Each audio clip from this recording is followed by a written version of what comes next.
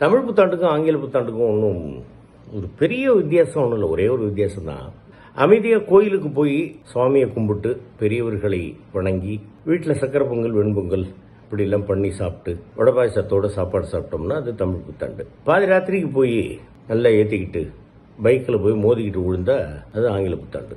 Tamil word பிறப்போ நம்ம வருஷ பிறப்போ நினைக்கிறனால தான் அன்னைக்கு வேணா குடிக்கிறானா, அன்னைக்கு கும்பிட அடிக்கிறானா. ஏன்னா அதுதான் வருட பிறப்புன்னு அவனுக்கு ஆணித்திரமான ஆத்மார்த்தமாக நம்புகிறான். அதை 31st டிசம்பர் நம்மளோட நியூ இயர் கிடையாது. 14th April Tamil new year தான் நம்மளோட நியூ இயர்.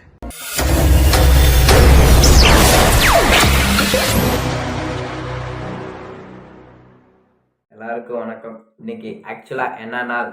புது வருஷம் முதல் நாள் 2025 ஜனவரி 1. ஆக்சுவலாக நேற்று நைட்டு 12 மணிக்கு எல்லாரும் கொண்டாடிருப்போம், கேக் வெட்டியிருப்போம். இந்த நியூ இயர் யார் கொண்டாடுறது? பேர்லேயே இருக்குது ஆங்கில புத்தாண்டு, இங்கிலீஷ் நியூ இயர். ஆங்கிலர்கிட்ட நம்ம நாடு அடிமையாக இருந்துச்சு. அவங்க வந்து ஆண்டது, அவங்க ஆரம்பிச்சது நியூ இயரை நாம் அதை கொண்டாடுறோம். அவங்க ஆரம்பிச்சதை நாம் கொண்டாடுறோம். ஆனால் நம்ம தமிழ் புத்தாண்டை ஏன் கொண்டாடுறதில்ல? ஆங்கில புத்தாண்டை நாம் கொண்டாடலாமா? அதாவது அதுக்கு நான் ஆங்கில புத்தாண்டை கொண்டாடக்கூடாதுன்னு சொல்லலை. ஆங்கில புத்தாண்டு கொண்டாடலாம். இது எந்த அளவுக்கு கொண்டாடுறோமோ அதை விட அதிகமாக தமிழ் புத்தாண்டு, நம்ம நாட்டு தமிழ் புத்தாண்டு நாம் கொண்டாடணும். இதை வச்சுக்கின்னு அதை விட்டுறக்கூடாதுன்னு நான் சொல்ல வரேன். அதாவது ஆங்கிலம் புத்தாண்டை வச்சுட்டு நாம் அதை செலிப்ரேட் பண்ணிட்டு தமிழ் புத்தாண்டை விட்டுறக்கூடாது, அதுவும் கொண்டாடணும். அதுக்காக தான் சொல்கிறேன். இப்போ இங்கிலீஷும் வேணும் தான் நம்மளுக்கு. இப்போ வந்து ஏதோ அவங்களும் ஒரு ஹெல்ப் பண்ணிக்கிறாங்க. ஏன்னா என்ன இதுன்னா, இங்கிலீஷ் வந்து நம்ம ஆல் ஓவர் வேர்ல்டில் போகிறதுக்கு இங்கிலீஷ் ஒரு பேசிக் லாங்குவேஜாக இருக்குது. வெறும் அது இங்கிலீஷ் வந்து லாங்குவேஜ் மட்டும்தான். இது தமிழ் மட்டும் இருந்தால் நம்ம நாட்டுக்குள்ளே இந்தியாவுக்குள்ளேயே தான் இருந்துன்னு இருப்போம். அதுவும் தமிழ்நாட்டை விட்டு போனால் தமிழே இல்லை, ஏதோ கொஞ்சம் தான். அப்போ நம்ம இந்தியா முழுக்க ஏதோ அப்படி இப்படி போய் இது பண்ணிட்டு இருக்கோங்க. பக்க நாடு இந்தியா அது இதுன்னு ஏதோ ஒன்று மேனேஜ் பண்ணி இந்தியா மட்டும்தான் சுற்றி இருக்க முடியும். ஆனால் இந்தியாவை விட்டு வெளியில் போகணுன்னா இங்கிலீஷ்ன்ற ஒரு லாங்குவேஜ் நம்மளுக்கு யூஸ் ஆகுது. ஸோ நான் ஏதோ பிரிட்டிஷ்காரங்க வந்து நம்மளுக்கு ஏதோ இங்கிலீஷ் இது பண்ணிக்கிறாங்க. அதுக்காக நம்ம அதவே எடுத்து வச்சிருக்கக்கூடாது. உலகம் ஃபுல்லாக நியூ இயர் கொண்டாடுறது அது தப்பே இல்லை. ஆனால் நம்ம தமிழ் புத்தாண்டு நம்ம அந்த அளவுக்கு கொண்டாடணும் இல்லை.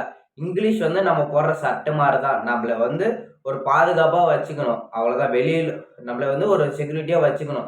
அதுக்காக நம்ம வெளிநாட்டு போனால் அந்த லாங்குவேஜை வச்சு நம்ம யூஸ் பண்ணிக்கலாம். ஆனால் தமிழ் வந்து நம்ம உடம்புல இருக்கிற தோல் மாதிரி. நம்ம பிறக்கும் போது இருந்தே நம்ம கூட இருக்குது, நம்ம கூட இருக்கும் தமிழ் தான். அதனால் அந்த தமிழை விட்டுறக்கூடாது. ஸோ இங்கிலீஷ் நியூ இயர், ஆங்கிலம் புத்தாண்டு எந்த அளவுக்கு கொண்டாடினீங்களோ அதே மாதிரி தமிழ் புத்தாண்டு ஏப்ரல் 14 நிச்சயமாக கொண்டாடணும். இதை விட அதிகமாக கொண்டாடணும். நம்ம தமிழ் பாரம்பரிய முறையில் கொண்டாடணும். நீங்களும் கொண்டாடுங்க, நான் கொண்டாடணும்னு நம்புகிறேன். இப்போ வந்து சப்ஸ்கிரைபுக்கு அது கம்மி தான், 18 பேர் விளையாதாங்கிறாங்க. இதை நான் பேசினா அவ்வளோ ரீச் ஆகுது. ஆனால் ஏன் பேசுகிறேன்? நான் பேசுறதை பொறுத்து உங்களில் யாருன்னா ஒருத்தருக்கு வந்து அது புரியும். ஓ, நம்ம தமிழில் இது கொண்டாடணும் தெரியும், எல்லாருக்குமே தெரியும். என்ன அது மறந்துட்டாங்க. அது நம்ம வந்து திருப்பியும் வெளிப்படுத்தணும், அவங்களுக்கு வந்து ஞாபகப்படுத்தணும். இப்போ வந்து நான் பேசுறதுனால ஒருத்தர் வந்து இதுலேருந்து கொஞ்சம் அப்டேட்டாக வந்தாங்கன்னா அவங்க இன்னொருத்தருக்கு, அவங்க ஃப்ரெண்ட்ஸுக்கு என்ன சொன்னும் போது அப்படியே ஒவ்வொருத்தருக்கா போவேன். எல்லாருக்குமே அப்படி அந்த விழிப்புணர்வு வந்துச்சுன்னா நம்ம தமிழ் எல்லாருமே கொண்டாடுவாங்க. நம்ம தமிழ் மொழியும் அழிந்து போகாமல் இருக்கும். ஸோ நம்ம ஆங்கில புத்தாண்டு எந்த அளவுக்கு கொண்டாடுறோமோ தமிழ் புத்தாண்டு கொண்டாடணும்.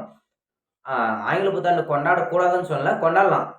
நம்ம ஆரம்பிச்சிட்டாங்க, கொண்டாடணும் தான் அப்படியே வழியாக வரட்டும், கொண்டாடலாம். இது கொண்டாடுற மாதிரி தமிழ் புத்தாண்டு கொண்டாடணும், அதை விட்டுறக்கூடாதுன்னு சொல்கிறேன். ஓகேவா? அதுக்கப்புறம் எப்பயும் போல் இப்போ நம்ம கவர்மெண்ட் இங்கிலீஷ் நியூ இயர் தான் பேஸ் பண்ணி நடக்குது. அதனால் நம்ம இதை ஃபாலோ பண்ணி தான் ஆகணும், வேறு வழி இல்லை. அதுக்கப்புறம் வழக்கம் போல் நியூ இயர் வந்துட்டால் ரெசல்யூஷன், இந்த வருஷத்துக்கான ரெசல்யூஷன் எடுப்பாங்கள்ல, அது மாதிரி நானும் எடுத்திருக்கேன்.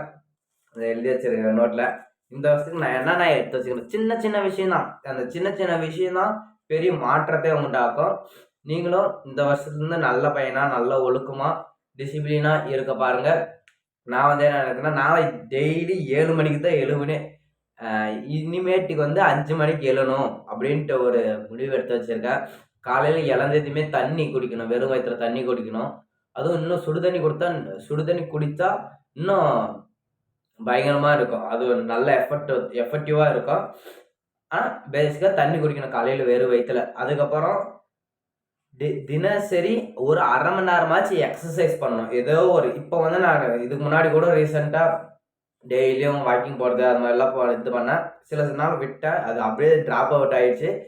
பட் இனிமேல் இன்னும் கொஞ்சம் எஃபர்ட் போட்டு தினசரி 1/2 மணி நேரம் நம்மளுக்காக, நம்ம உடம்புக்காக நாம் பயிற்சி எடுக்கணும். நாம் ஆரோக்கியமாக இருக்கிறதுனால, நாம் ஆரோக்கியமாக இருக்கிறதுக்காக நாம் எக்ஸசைஸ் பண்ணணும், ஹெல்த்தாக வச்சுக்கணும், நல்ல நல்ல சாப்பாடு சாப்பிடணுன்ட்டு முடிவெடுத்திருக்கேன். அடுத்து வந்து தினசரி 1 மணி நேரம் ஸ்டடீஸ்க்காக ஒதுக்கி வைக்கணும். ஒரு டெய்லியும் ஏதாவது ஒரு கொஞ்சம் வந்து ஒரு பேரா ஒரு சப்ஜெக்ட் அது மாதிரி படிக்கணுன்ட்டு டிசைட் பண்ணி வச்சுருக்கேன். அதுக்கப்புறம் வாரத்துக்கு ஒரு வீடியோவாச்சும் யூடியூப்ல போடணும். அது நடக்குமா என்னன்னு தெரியல. பட்டு முடிவு பண்ணி வச்சுருக்கேன், ட்ரை பண்ணுறாங்க.